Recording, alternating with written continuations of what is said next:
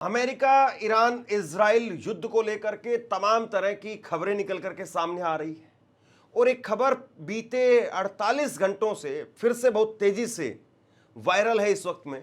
और वो है मुस्तफा खामेनेई साहब को लेकर के खबर कि मुस्तफा खामेनेई वो इस वक्त में रूस में है। इस तरह की खबरें वो इंडियन मीडिया के अंदर भी हैं, इस तरह की खबरें वो वेस्टर्न मीडिया के अंदर भी हैं। हालांकि पहले खबरें ये थी कि वो घायल हैं, ये हो गया है, वो हो गया है, कोमा में चले गए हैं, पैर नुकसान हुआ है या चेहरे पर जो है बहुत बुरी तरह से चोट आई है। इजराइल और अमेरिका की तरफ से तमाम तरह के इस तरह के दावे किए गए हैं, लेकिन मुस्तफा खामेनेई बीते एक महीने से इस जंग के तकरीबन अभी तक वो सामने नहीं आए।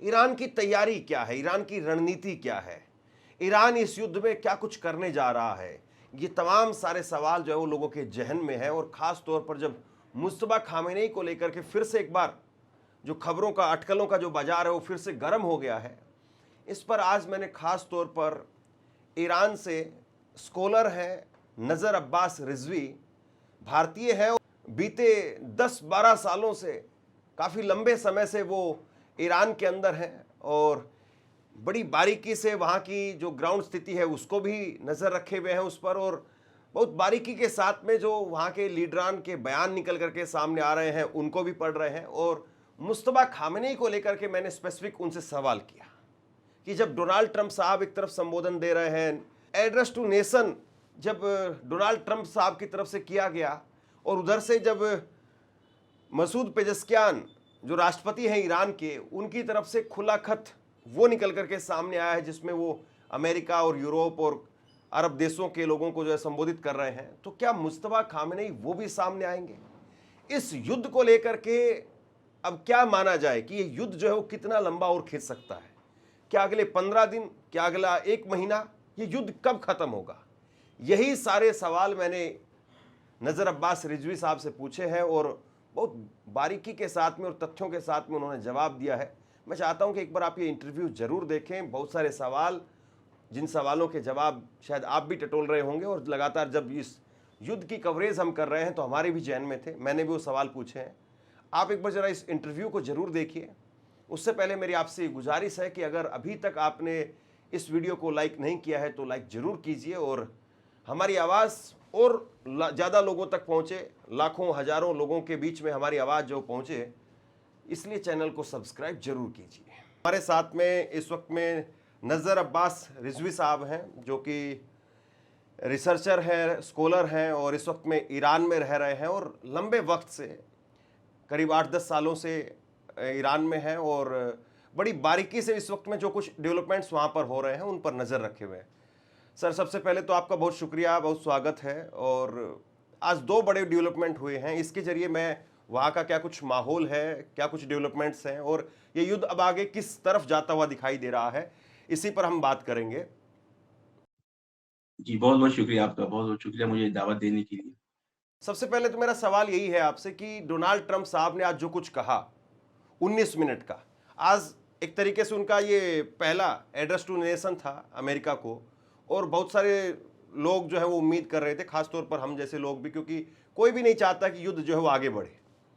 तो ऐसे में एक उम्मीद की जा रही थी कि शायद आज डोनाल्ड ट्रंप जब आ रहे हैं तो डोनाल्ड ट्रंप कुछ न कुछ ऐसी बात कहेंगे जिसके बाद में इस युद्ध पर लगाम लगती हुई या इस युद्ध का जो है वो अंत होता हुआ दिखाई दे।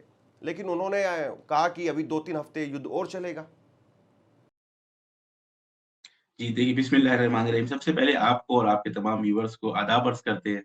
देखिए, डोनाल्ड ट्रंप साहब ने जो आज बयान दिया है, अगर किसी ने सब्र और हौसले के साथ उसको पूरा सुना हो, क्योंकि मैंने तो नहीं सुना, मैंने तो जो उसके समरी आई थी वो देखा, क्योंकि मुझे उम्मीद थी कि कोई चीज़ उसमें नई नहीं आने वाली है, तो उसमें बेसिकली कोई भी नई बात उन्होंने नहीं कही है। वही सारी बात, हमने सब कुछ ईरान के अंदर तबाह कर दिया है, सब बर्बाद कर दिया है, और ईरान के हमने जो है वो लीडरशिप चेंज कर दी है, रेजिम चेंज कर दी है, और हम जीत गए हैं, सारे हमने गोल्स पूरे कर लिए हैं, और 2-3 हफ्ते के अंदर हम यहाँ से बाहर निकलने वाले हैं। और वो जो धमकी उन्होंने पहले भी दी थी कि हम पूरे एनर्जी सेक्टर को तबाह और बर्बाद कर देंगे, उसको उन्होंने दोबारा आके कहा है कि हम नीस्त-ओ-नाबूद कर देंगे। तो कुछ भी नई बात ऐसी जो है वो इस बार जो ट्रम्प का बयान आया है, उसके अंदर कुछ भी नया नहीं था। बस नया ये था कि एक अहंकार जो है देखा जा सकता है ट्रम्प का कम हुआ है।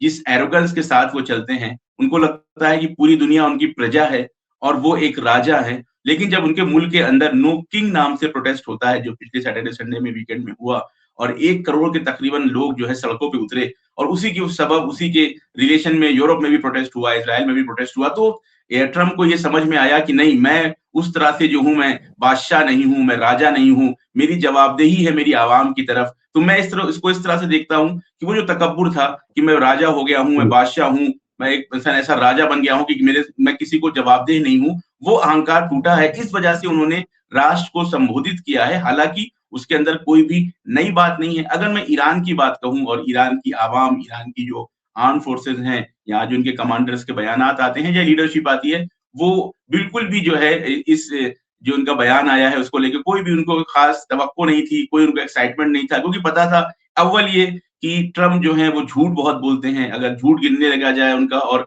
उसकी रिकॉर्ड किया जाए तो शायद एक बहुत ही मोटी डायरी बन जाएगी कि कितने झूठ बोलते हैं। उसके अलावा अगर जो बोलते हैं वो करते नहीं हैं, जो धमकी भी देते हैं, अगर नॉर्मली जंग जब होती है, हर इंसान जो है कुछ धमकियाँ देता है, कुछ चेतावनियाँ देता है अपने सामने वाले हरीफ को, लेकिन ट्रम्प का मसला ये है कि जो वो बोलते हैं वो करते नहीं है। उन्होंने पहले कहा कि हम जो है वो 48 घंटे में जो है वो एनर्जी सेक्टर तबाह कर देंगे। फिर एक बार कहा कि हम स्ट्रेट ऑफ हॉर्मुज़ खोल देंगे। फिर कहा कि चलिए 5 दिन की मोहलत दे रहे हैं, फिर 10 दिन की मोहलत दे रहे हैं, और अब आके वो खुल के कह रहे हैं कि हम 2 से 3 हफ्ते के अंदर इस पूरी जंग से बाहर निकल जाएँगे। स्ट्रेट ऑफ हॉर्मुज़ जिसको ज़रूरत है वो जाके खुलवा ले, हमें स्ट्रेट ऑफ हॉर्मुज़ से कोई काम नहीं है। तो ईरानी लीडरशिप, ईरानी आवाम, ईरानी जो फोर्सेस हैं, वो बिल्कुल अपने मौकिफ के ऊपर हैं, अपने स्टैंड के ऊपर है कि पूरी तरह से इस जंग में वो डटे हुए हैं, टिके हुए हैं, और जो उनके अहदाफ हैं कि सबसे बड़ा उसमें जो पहला हदफ है वो ये कि इस पूरे खित्ते से, इस पूरे रीजन से यूएस की फोर्सेस खत्म होनी चाहिए, निकलनी चाहिए, और उसमें जो है एक-एक स्टेप वो आगे भी बढ़ रहे हैं। जैसे कि आपने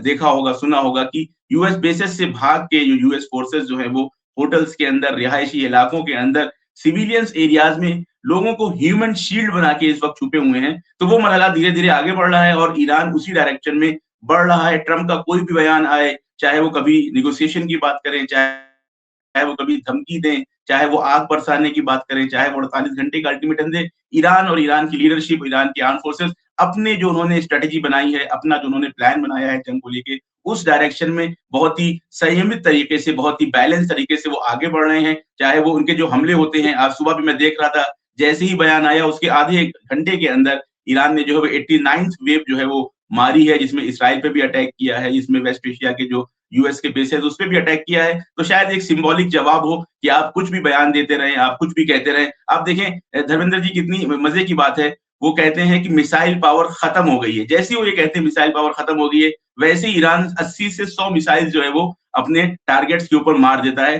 तो दुनिया अगर इसको फॉलो करे और देखे तो कितना ज़बरदस्त है कि एक तरफ एक लीडर है, और किस मुल्क का लीडर है कि जिसको अब तक सुपर पावर कहा जाता था, दुनिया की सबसे बड़ी पावर, और एक हद तक सही बात भी थी, सबसे बड़ी मिलिट्री पावर थी, उसका राष्ट्राध्यक्ष एक बात कहता है, और ईरान जैसा एक मुल्क कि जो अपनी कुव्वत और ताकत की वजह से यहाँ तक पहुँचा है, अपनी कोशिशों से यहाँ तक पहुँचा है, वो फौरन उसकी बात को झूठा साबित कर देता है। वो कहते हैं मिसाइल पावर खत्म हो गया है, फौरन वो जो है वो अटैक करके दिखा देते हैं। वो कहते हैं नेवी खत्म हो गई है, ये लोग जो है वो स्ट्रेट ऑफ होर्मुज़ पर जो नावें गुजर रही होती बिना इनकी इजाज़त से, उस पे हमला करके दिखा देते हैं। ये कहते हैं कि इनकी जो है एयर डिफेंस खत्म हो गया है, वो कभी F-35, कभी F-16, कभी F-15, कभी इनका एवैक, कभी इनका जो है सुपर फ्यूल टैंकर जो है उसको गिरा के दिखा देते हैं कि देखिए हमारी सारी कुदरत इंटैक्ट है, हमारी पावर इंटैक्ट है, हमारी मिसाइल सिटी इंटैक्ट है अपनी जगह। आप अपनी बयानबाजी करते रहें मार्केट को मैनिपुलेट करने के लिए और अपने वोटर्स को बेवकूफ बनाने के लिए। मुझे नहीं लगता दुनिया में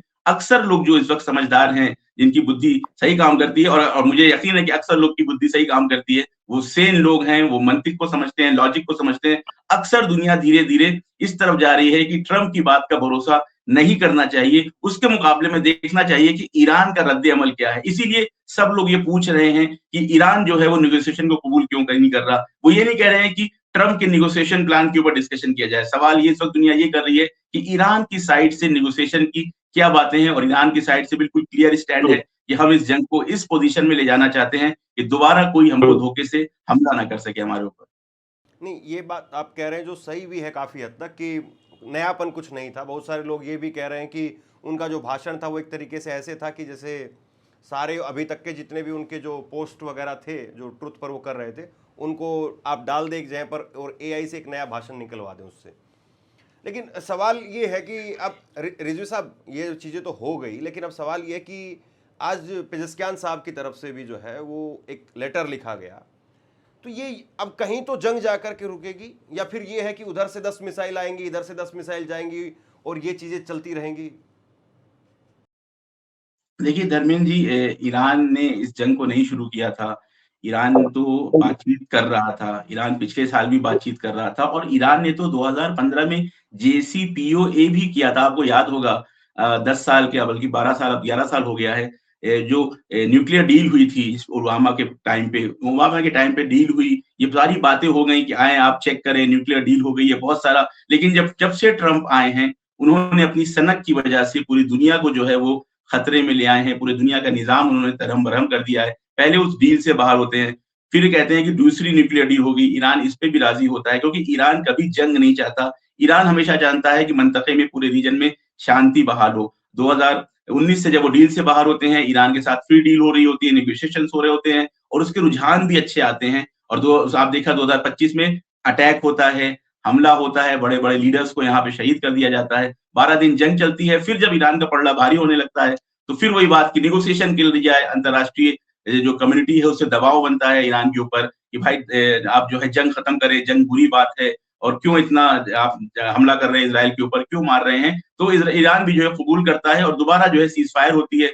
फिर नेगोशिएशन चल रही होती है। 27 फरवरी की बात है कि जो ओमान के मिनिस्टर हैं, उनका बयान आता है। फ्राइडे की रात को मैं बयान सुन रहा था उस वक़्त कि बहुत अच्छी डील जा रही है, कल हम जो है नतीजा घोषित कर सकते हैं कि देखिए डील का ये नतीजा है। और अगले ही दिन 28 फरवरी को दोबारा धोखा दिया जाता है। तो ईरान के बाद अब जो है बिल्कुल जो सब्र का जो कहते हैं बाँध टूट चुका है। ईरान जो है वो अब ये चाहता है कि भाई हमें ये जो साइकिल है, जो बना रखा है कि आप पहले हमला करें, फिर आप जब आपको मार पड़ने लगे, जब आपका नुकसान होने लगे तो आप कहें कि अब नेगोशिएशन कर लिया जाए, सीज़फायर हो और दोबारा फिर हमला किया जाए। तो ईरान ये चाहता लेकिन है। जो पेजेस्कियान साहब जो लेटर लिख रहे हैं, उसकी जो भाषा है वो मैंने बताई भी है कि वो अमेरिका को जो एड्रेस कर रहे हैं, अमेरिका के लोगों को एड्रेस कर रहे हैं। अब आपको क्या लग रहा है कि ईरानी जो शासन है उसकी तरफ से क्या इंडिकेशंस मिल रहे हैं? क्या अब बातचीत के लिए कोई तैयारी दिख रही है? देखिए, ईरान के अंदर, ईरान का चाहे आप एक 12 साल का बच्चे से बात करें, चाहे एक खातून से बात करें, चाहे एक आम आदमी से बात करें, चाहे किसी मिलिट्री के कमांडर से बात करें, चाहे सुप्रीम लीडर से बात करें, चाहे आप जो है यहाँ के जो हुक्मरान हैं, फॉरेन मिनिस्टर, होम मिनिस्टर, जितने भी हैं, पार्लियामेंट के स्पीकर, सबकी एक ही राय है। यहाँ पे 2 मत नहीं है कि जिसको मीडिया के ज़रिए से दिखाया जाता है, झूठ है उसमें कि यहाँ पे 2 गुट बन रहे हैं, 2 राय हो रही है, ऐसा बिल्कुल नहीं है। जो लेटर लिखा है, अगर आप उसकी बातें देखें, तो क्योंकि देखिए अभी तक जो है अमेरिका के अंदर किसी भी तरह के जो है प्रदर्शन इतने बड़े पैमाने पे नहीं हो रहा था। अमेरिका, ये 1 महीने से जंग चल रही थी। मैं आपको एक चीज़ बताना चाहूँगा धर्मेंद्र जी, देखिए ये जब जंग चल रही है ना, एक बहुत अहम मसला दुनिया में हो रहा है, एक बहुत ही अमानवीय घटना घटित हो रही है, लेकिन दुनिया का मीडिया उसकी तरफ मुतवज्जे नहीं है। क्या है वो? आप देखें, क्यूबा को पूरी तरह से इन्होंने घेर रखा है। अमेरिका ने क्यूबा की सप्लाई जो है, जो तेल की सप्लाई वेनेजुएला से होती है, पहले इन्होंने वेनेजुएला के ऊपर हमला किया, उनके राष्ट्रपति को उन्होंने अगवा कर लिया, फिर उसपे पूरे मुल्क पे कब्जा कर लिया और बहुत ही शान से इन्होंने कहा कि अब वेनेजुएला जो है वो हमारी कॉलोनी है। कॉलोनी का वर्ड नहीं यूज़ किया, लेकिन तेवर वही थे।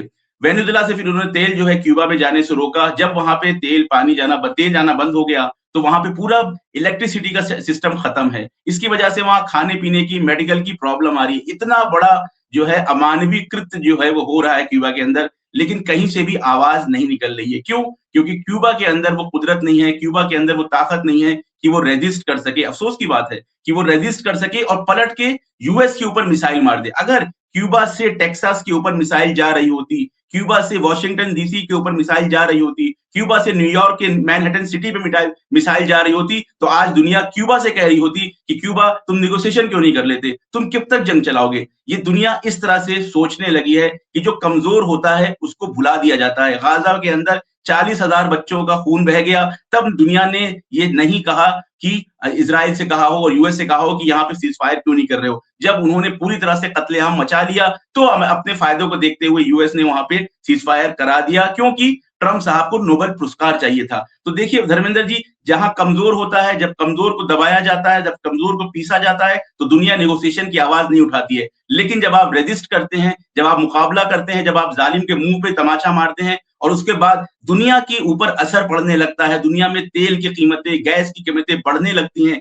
दुनिया अपने जो बैकअप किया हुआ ज़ख़ीरे में जाने लगता है, तब दुनिया आती है और इंटरनेशनल कम्युनिटी कहती है ईरान से कि नेगोशिएशन क्यों नहीं कर रहे हो? नेगोशिएशन करना इस वक़्त मेरे हिसाब से बिल्कुल भी सही नहीं होगा। क्यों? क्योंकि आज नेगोशिएशन करेंगे, आप फिर फरवरी में अटैक हुआ है, आप देखेंगे फिर से सितंबर, अक्टूबर में दोबारा अटैक होगा। तो ईरान क्या चाहता है कि हम स्टॉप नहीं करना चाहते वॉर, सीज़ द फायर नहीं करना चाहते, हम एंड द फायर करना चाहते, एक ये बात। जो भाषा है पेज़ेशकियान साहब के लेटर की अगर हम उसको देखें, तो उसमें उन्होंने वहाँ की आवाम से कहा है कि आप अगर अपने मुल्क के अंदर आप अपने हुकूमत की पॉलिसी देखें, तो वो जो है हमेशा से दूसरे मुल्कों के ऊपर आता है, अत्याचार करता है। हमने किसी के ऊपर कम से कम जब से अमेरिका बना हुआ है, उनके लफ्ज़ हैं ये कि जब से अमेरिका की ये तासीस हुई है, जब से अमेरिका बना है एक मुल्क, तब से हमने किसी के ऊपर एग्रेशन नहीं किया है, अपने पड़ोसियों के ऊपर, किसी और मुल्क के ऊपर हम हमलावर नहीं हुए हैं। और ये दुनिया के अक्सर ममालिक ऐसे हैं, इंडिया हो, चाहे ईरान हो, इन्होंने किसी के ऊपर कभी भी अटैक नहीं किया है। अटैक करने वाला यूएस है, चाहे वो क्यूबा हो, चाहे वियतनाम हो, चाहे वेनेजुएला हो, Iraq, Syria, Libya, Afghanistan, Iraq, list बहुत लंबी है। तो इस वक़्त ज़रूरी है कि अमेरिका को इस जगह पे लाके खड़ा किया जाए इस जंग में, और ईरान उसी की कोशिश कर रहा है कि पूरी तरीके से इनकी जो ताकत है इस मंतके में उसको खत्म कर दिया जाए। और पेज़ेशकियान साहब से लेके सुप्रीम लीडर से लेके यहाँ की आर्म्ड फोर्सेस, इस पूरे जो टारगेट है, इस पूरे हदफ में जो है मुत्तहिद है और उसी डायरेक्शन में वो बढ़ रहे हैं। बस वो मुतवज्जे कराना चाह रहे हैं, वो तवज्जो दिलाना चाह रहे हैं अमेरिका की आवाम की कि आप देखें और अपने जो आपकी जो नीतियाँ हैं, जो आपकी फॉरेन पॉलिसीज़ हैं आपकी हुकूमत के, उसको चेंज करने की ज़रूरत है ताकि अमेरिका दोबारा किसी और मुल्क के ऊपर हमला ना कर सके। एक बड़ी तेजी से जो है वो खबर फिर से उभर करके सामने आने लगी है। मुस्तफा खामनेई को लेकर के जो पहले खबरें आ रही थी कि वो घायल हो गए हैं, उनका पैर जो है फ्रैक्चर हो गया है, फिर अमेरिका और इजराइल की तरफ से कहा गया कि वो कोमा में चले गए हैं। अब फिर से खबरें सामने आ रही कि नहीं, वो जिंदा तो है लेकिन वो रूस में है। इस तरह की खबरें सामने आ रही। आपको वहाँ पर क्या कुछ इनपुट्स मिल रहे हैं, क्या कुछ जो है वो आप वहाँ पर हैं तो सोर्सेज के आपके जरिए किस तरह की जो है जानकारी सामने आ रही है वहाँ पे? धर्मेंद्र जी, ये जो खबरें हैं, एक तो मैं पहले तो इसको सिरे से नकार दूँ, इससे पहले कि मैं कुछ और बात कहूँ, सिरे से गलत है। और ये खबरें जहाँ से भी आ रही हैं, वेस्टर्न मीडिया से आ रही हैं, वेस्टर्न मीडिया जिसका हुक्मरान इतना झूठा है, तो उस मीडिया कितना झूठा होगा आप इससे अंदाज़ा लगा सकते हैं। और यही वेस्टर्न मीडिया था, आपको याद होगा जनवरी के वक़्त जो बात चल रही थी या फरवरी की शुरुआत में, कह रहे थे कि आयतुल्लाह खामनेई जो शहीद हो गए, वो अपने परिवार के साथ रूस चले गए। याद है आपको? मॉस्को चले गए हैं, उनके शिप में पैसे भर के, ये खबरें।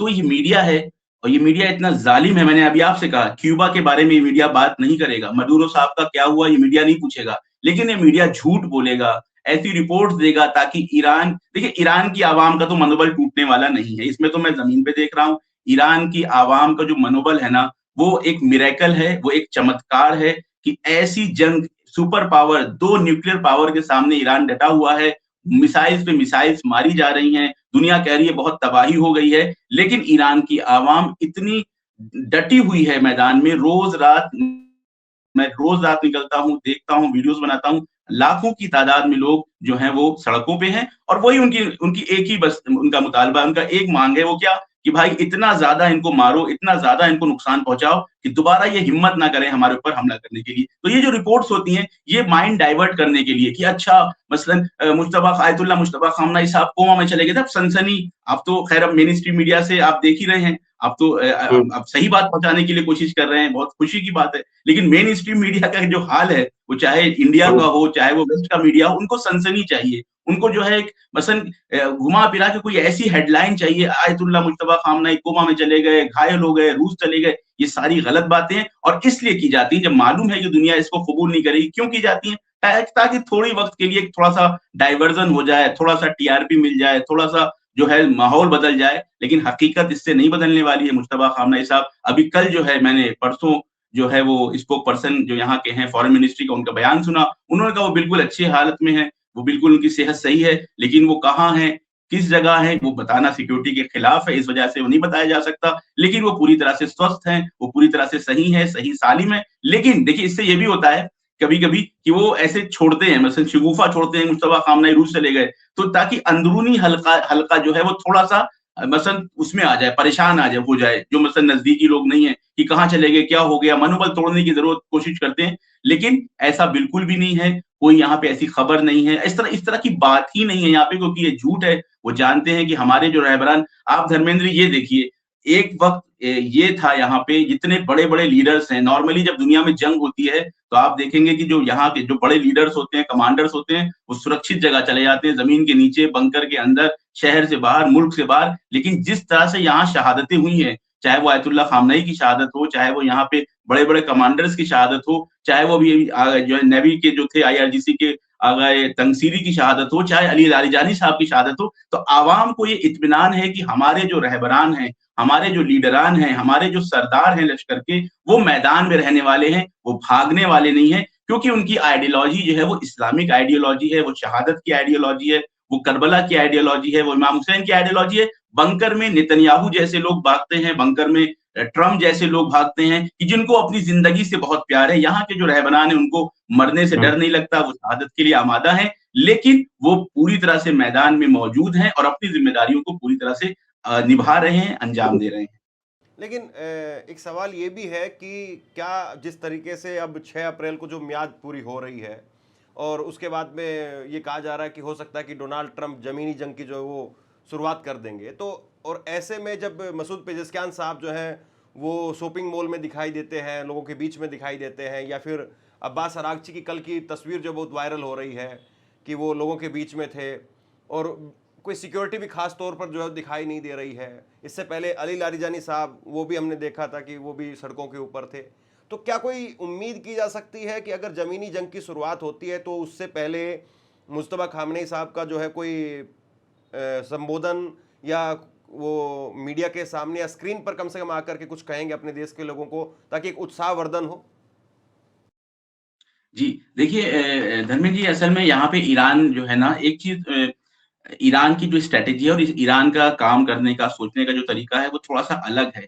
क्योंकि ये जो बात करते हैं ट्रम्प, एक तो ट्रम्प की बात की कोई हैसियत नहीं है, कोई हकीकत नहीं है, झूठ बोलते हैं, यू टर्न लेते हैं। अभी उन्होंने, आप कह रहे हैं 6 अप्रैल को जो है वो मियाद खत्म हो रही है 10 दिन वाली।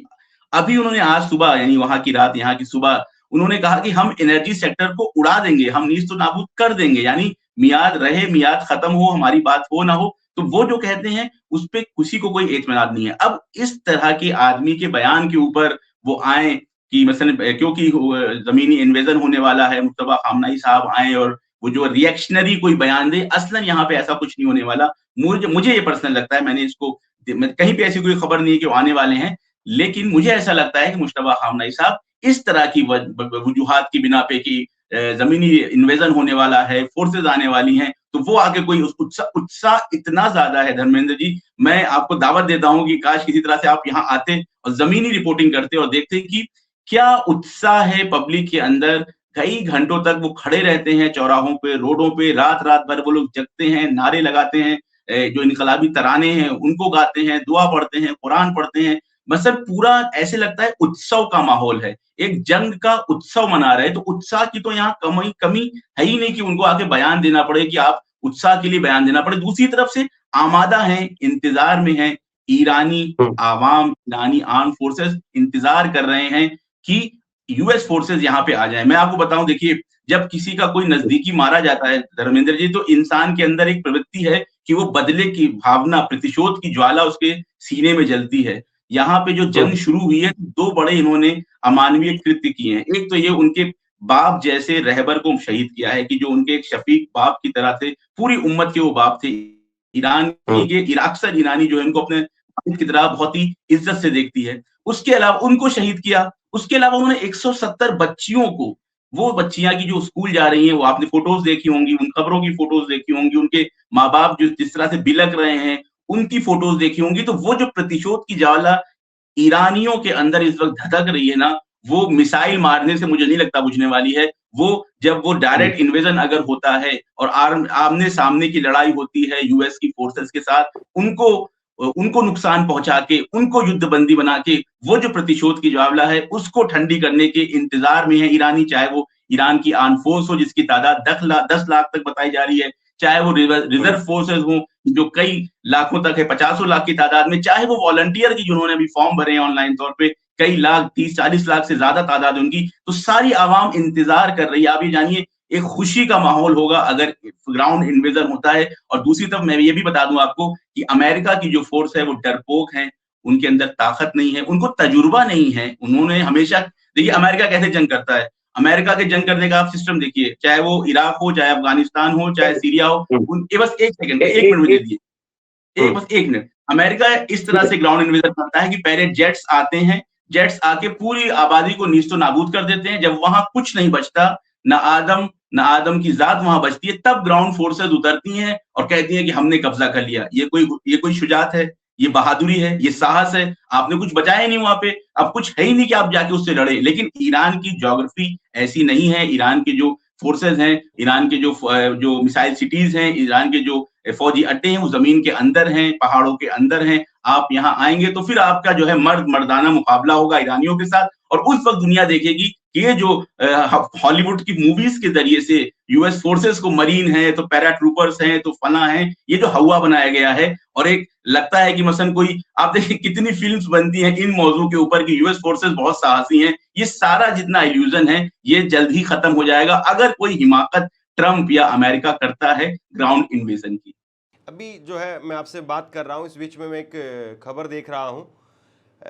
ईरान के पूर्व विदेश मंत्री हैं कमाल खराजी, जो कि कहा जा रहा है कि सुप्रीम लीडर के सलाहकार भी हैं, और उनके घायल होने की जो है खबर है।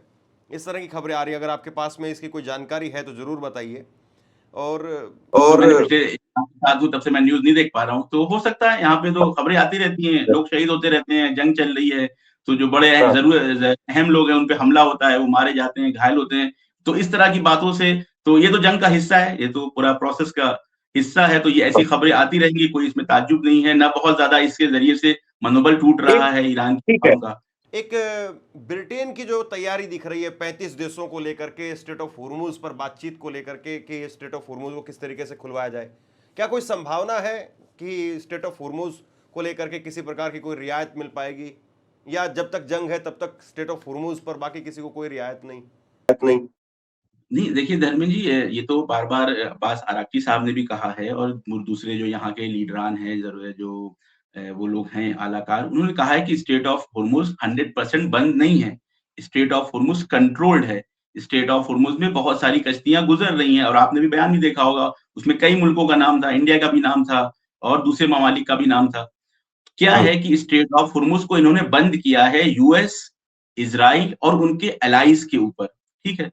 अब उसके बाद इन्होंने बीच में आपने देखा होगा 3 हफ्ते पहले शर्त भी कही थी, इन्होंने 2 शर्तें लगाई थी कि आप हमारे ऊपर हुए हमले की मज़म्मत करें, कंडेम करें, उसकी निंदा करें कि हमारे साथ गलत हुआ, अमानवीय और क्रिमिनल ये काम हुआ है हमारे ऊपर हमला, और दूसरा अपने यहाँ से जो है आप वो इज़राइल के एम्बेसडर को बाहर निकालें। मैं कह रहा हूँ ये इस तरह की शर्तों की बात चली थी। तो ऐसा नहीं है कि बातचीत से स्ट्रेट ऑफ होर्मुज़ नहीं खोला जा सकता। बात ये है कि धमकी के ज़रिए से, कुदरत के ज़रिए से, डरा-धमका के अब्राहम लिंकन, जेरेल फोर्ड, बुश, फलाँ, ये वॉरशिप, वो मरीन्स, वो पैराट्रूपर्स, इसके ज़रिए से स्ट्रेट ऑफ होर्मुज़ को जो है नहीं खोला जा सकता। बातचीत के ज़रिए से स्ट्रेट ऑफ होर्मुज़ बहुत सारे ममालिक के लिए खुला हुआ है। तो जो ईरान की शर्तों पे, और ईरान ने क्लियर किया है और इसके लिए शायद वो कानून वगैरह भी लेके आने वाले हैं कि ये स्ट्रेट ऑफ होर्मुज़ जो है वो अपनी पुरानी स्टेट पे नहीं जाएगा। अब स्ट्रेट ऑफ होर्मुज़ को मैनेज करेंगे ओमान और ईरान मिलके। अब जो इनकी शर्तें ममालिक, जो ममालिक हैं, इनके मित्र देश हैं या मित्र देश नहीं भी हैं, ये यूरोपियन यूनियन की जो ममालिक हैं, कि थोड़ा-सा इनके खट्टे हो गए हैं संबंध उनकी हरकतों की वजह से, तो बातचीत के बात करने का रास्ता खुला हुआ है। उसके लिए ईरान से बस असल बात क्या है कि अब स्ट्रेट ऑफ होर्मुज़ से गुज़रने के लिए ईरान की परमिशन की ज़रूरत है। अब वो चाहे उसके लिए कोई मामला करें, कोई वो सौदा करें, पैसे लें, टैक्स लगाएँ, नहीं पता मुझे, या सिर्फ मित्रता के बेस पे, जैसे कि बहुत सारे ममालिक की कश्तियाँ सिर्फ मित्र देश होने की वजह से निकल रही हैं। कंट्रोल जो है वो ईरान का रहेगा, लेकिन इज़राइल और यूएस और उनके वो एलाइज़ की जो मदद कर रहे हैं इस जंग में उनकी, और ईरान को खबर है, उनकी कश्तियाँ यहाँ से नहीं गुज़रेंगी और ये स्टेट आगे भी इसी तरह से चलती रहेगी। अगर मैं आपसे ये कहूं कि अगर एक लाइन में अगर आप बता पाएं, या फिर आपकी जो गट्स है इस वक्त में, जो स्ट्रॉन्ग गट्स, कि युद्ध को लेकर के आप क्या देख रहे हैं? ये 10-15 दिनों का युद्ध वाकई अब बचा है? 10-15 दिनों में किसी भी तरीके से ट्रंप जो है उस अपनी तरफ से सीज फायर का ऐलान करके इस युद्ध को खत्म कर देंगे, या ये युद्ध अभी भी वाकई जो है वो बहुत लंबा है, कम से कम 6 महीने, 4 महीने या उससे ज्यादा? जी, मैं इसको इस तरह से कहता हूँ, ये व्यंग्यात्मक भी है, पहले मैं बोल दूँ व्यंग्यात्मक है कि ट्रम्प ने इंसानियत के ऊपर बहुत एहसान किया है। ट्रम्प ने क्या एहसान किया है? ट्रम्प ने दुनिया को ये बता दिया कि वो बहुत ज़ालिम मुल्क है, वो बहुत ही इमोरल है। गज़्ज़ा की जंग ने बता दिया कि मोरालिटी नाम की चीज़ नहीं है यूएस के अंदर। अगर ट्रम्प जैसा शख्स ना होता वहाँ का प्रेसिडेंट, तो शायद अभी भी दुनिया जो है कन्फ्यूज़ रहती। ट्रम्प ने पूरी दुनिया के मुल्कों के ऊपर टैरिफ वॉर छेड़ के बता दी कि वो स्टेबल नहीं है मानसिक तौर से, किसी भी के साथ कुछ भी कर सकता है। जिस तरह से वो मुख्तलिफ ममालिक के लीडर्स की बेइज्जती करता है, आप जान रहे हैं मेरा इशारा कहाँ है। मैं खास तौर से जापान की जो अभी आई थी प्राइम मिनिस्टर या प्रेसिडेंट, उसके सामने आके जो नागासाकी और हिरोशिमा के ऊपर न्यूक्लियर बम मारने को लेके मजाक करना, आप सोचिए धर्मेंद्र जी, कितना ये तुच्छ है ये प्राणी, कितनी तुच्छ बात है कि जहां पे आपने एटम बम मारा, उसके रिप्रेजेंटेटिव के सामने आप उसी चीज का मजाक बना रहे हैं। तो पूरे दुनिया के लीडर्स का मजाक बनाना, फ्रांस का मजाक, जर्मनी का मजाक, नेटो का मजाक, गल्फ ममालिक के मोहम्मद बिन सलमान और सलमान के लिए क्या कहा, किस माई डैश डैश चीज कही, तो ये चीज जो है ट्रम्प कर सकता था। तो मैं कहूंगा ये मानवता पे एहसान है ट्रम्प का कि जो गंदा चेहरा था यूएस का, कि जो कोट और टाई के पीछे छुपा हुआ था, उसको सामने ला दिया। इसके अलावा क्या किया, वेस्ट एशिया में इन्होंने इस तरह की जंग छेड़ दी है ट्रम्प ने कि जिसका नतीजा ये है कि वो 30, 40, 50 साल से जितने बेसेस बने हुए थे वो सब खाली हो जाएंगे इस जंग के बाद इंशाल्लाह। इसके अलावा नेटो खत्म होने वाली है, इसके अलावा जीसीसी खत्म होने वाली है। तो दुनिया के अंदर जो जालिमाना निजाम बना हुआ था, जो एक वर्ल्ड ऑर्डर बन गया था, जिसमें जुल्म था, जिसमें तकब्बुर था, एरोगेंस था, अहंकार था, वो सब नष्ट करने का काम श्रेय जो है वो ट्रम्प को जाता है। इसीलिए मैं कहूंगा कि जंग कितनी लंबी चलेगी ये ट्रम्प के ऊपर है कि ट्रम्प कितनी जल्दी यहां से जो है यूएस फोर्सेस को लेके बाहर निकल जाएं, हार का इकरार कर लें। क्योंकि जब तक फोर्सेस यहां से नहीं निकलेंगी और यहाँ पे वेस्ट एशिया में बेसेस खाली नहीं होंगे, और जो उनकी जो शर्तें अभी हैं अनऑफिशियल तौर से चल रही हैं जो सोशल मीडिया और मीडिया पे, वो जब तक नहीं मानी जाएगी, तो ईरान की साइड से इस जंग को आगे ले जाने की आमादगी है, उनके पास तैयारी है, उनके पास स्ट्रेटेजी है। और जैसा कि अगर आपने देखा हो, जो आयतुल्लाह मुश्तबा खामनेई का पहला बयान आया था, उन्होंने साफ तौर से कहा था कि अभी तो हमारे पास जंग में कई सरप्राइजेस हैं कि जिसको अभी हमने जो है खोल के सामने ही ले लाए हैं। तो ईरान की साइड से बिल्कुल क्लियर है, जब तक वो अपने डिटरेंस इजाद नहीं कर लेंगे, जिसका नतीजा जो है जमीनी तौर से वो ये है कि यूएस फोर्सेस यहाँ से ना निकल जाएं। अब ये फिर ट्रम्प भी को कितना और आपको ट्रम्प के समय लग रहा साथियों है को, कि कितने दिन शायद अब ये खिंचेगा, या ये अंत की तरफ है? देखिए मैं इसको कतई तौर से नहीं कह सकता, मैं एक अंदाज आपको बताता हूँ। देखिए दुनिया के पास एक बैकअप होता है गैस और तेल का। ये जो मार्च का महीना गुजरा है, दुनिया ने अपने बैकअप जखायर को खोल रखा था। कल आपने देखा होगा ऑस्ट्रेलिया के प्राइम मिनिस्टर का राष्ट्रीय संबोधन आया, उससे पहले ब्रिटेन का आया। उन सब ने कहा कि हम एक बहुत बड़े संकट का सामना करने वाले हैं। तो अभी सब जो है कह रहे हैं कि गैस यूज करें कम, तेल कम यूज करें, फ्यूल कम यूज करें। तो अभी मुल्कों के पास, मुख्तलिफ ममालिक के पास बैकअप में गैस और फ्यूल था, जिसकी वजह से वो लोग जो है अपने यहाँ कीमतों को कंट्रोल कर पा रहे थे। लेकिन अगर ये 1 महीना जंग चल गई आगे, तो वो जो बैकअप रिजर्व हैं वो खत्म जब होने लगेंगे, तो आप देखेंगे एक ऐसा इकोनॉमिक क्राइसिस आने वाला है दुनिया के अंदर कि जिसकी जिसकी जो है जिसकी क्षमता नहीं है दुनिया के अंदर उसको बर्दाश्त कर सके। तो हो सकता है कि अंतरराष्ट्रीय कम्युनिटी ये हिम्मत करे, ये जुर्रत करे, मसलन यूरोपियन यूनियन, उसके बाद जो ऑस्ट्रेलिया है, चाइना है, रशिया है, मुख्तलिफ दुनिया के जो असरअंदाज ममालिक हैं, वो प्रेशर बनाएं यूएस के अंदर कि भाई आप जल्द से जल्द अपनी हार का इकरार करें और जो बातें ईरान कह रहा है उसको मान ले। तो मुझे लगता है कि ये जो महीना आया है, अप्रैल का महीना, ये जो है और डिसीजिव होगा, इसमें और ज्यादा क्लियर होगा कि ये जंग कितनी लंबे वक्त तक ट्रम्प बर्दाश्त कर सकते हैं, क्योंकि ईरान के पास तो पूरी आमादगी है और इस वक्त जो पड़ला भारी है हर एतबार से, चाहे मिलिट्री एतबार से हो, चाहे वो साइकोलॉजिकल एतबार से हो, चाहे पब्लिक ओपिनियन के एतबार से हो, चाहे वो इकोनॉमिकल एतबार से हो, उसमें पड़ला ईरान का भारी है। ये देखना है कि ट्रम्प जो है कब आके हार का इकरार करते हैं, हार स्वीकार करते हैं और सारी शर्तों के साथ वो है इस पूरे रीजन से बाहर निकलते हैं।